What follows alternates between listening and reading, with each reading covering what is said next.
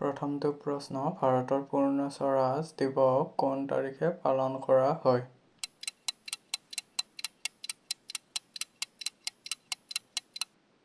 উত্তৰ 1930 চনৰ 25 জানুৱাৰীত।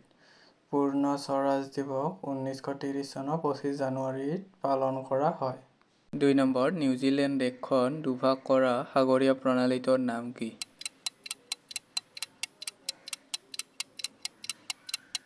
উত্তৰ কুক ষ্ট্ৰেইট। নিউজিলেণ্ড দেশখন দুভাগ কৰা সাগৰীয় প্ৰণালীটোৰ নাম হৈছে কুক ষ্ট্ৰেইট। 3 নম্বৰ প্ৰশ্নটো, টাছমেনিয়া আইচলেণ্ড কোনখন দেশত অন্তৰ্গত?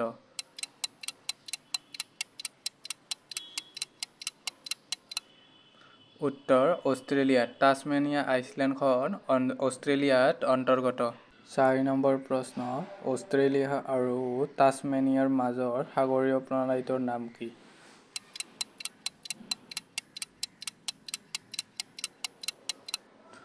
উত্তৰ বাছ ষ্ট্ৰেইটছ। অষ্ট্ৰেলিয়া আৰু টাছমেনিয়াৰ মাজৰ সাগৰীয় প্ৰণালীটোৰ নাম হ'ল বাছ ষ্ট্ৰেইট। 5 নম্বৰ প্ৰশ্নটো, মহাত্মা গান্ধীয়ে 1903 চনৰ দক্ষিণ আফ্ৰিকাৰ পৰা প্ৰকাশ কৰা বাতৰি কাকতখনৰ নাম কি?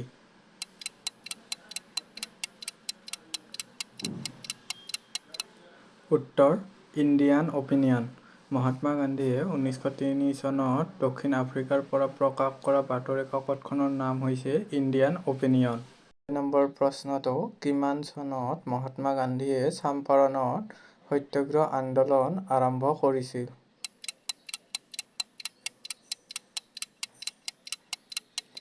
উত্তৰ 1917 চনত। 1917 চনত মহাত্মা গান্ধীয়ে চাম্পাৰণত সত্যাগ্ৰহ আন্দোলন আৰম্ভ কৰিছিল। 7 নম্বৰ প্ৰশ্ন, অসহযোগ আন্দোলন কোন চনত আৰম্ভ হৈছিল?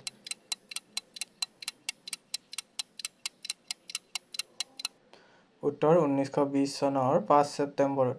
অসহযোগ আন্দোলন 1920 চনৰ 5 ছেপ্টেম্বৰ তাৰিখে হৈছিল। 8 নম্বৰ প্ৰশ্নটো হৈছে, চুতীয়া ৰাজ্য কোনে প্ৰতিষ্ঠা কৰিছিল?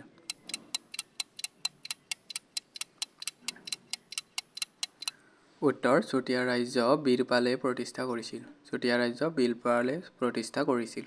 9 নম্বৰ প্ৰশ্ন, অৰ্জুন বঁটা লাভ কৰা প্ৰথম অসমীয়া ব্যক্তিজন কোন?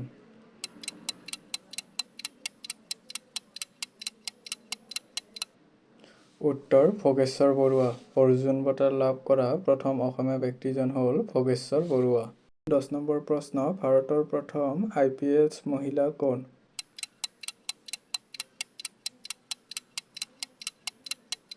উত্তৰ কিৰণ বেদী। ভাৰতৰ প্ৰথম IPS মহিলা হৈছে কিৰণ বেদী।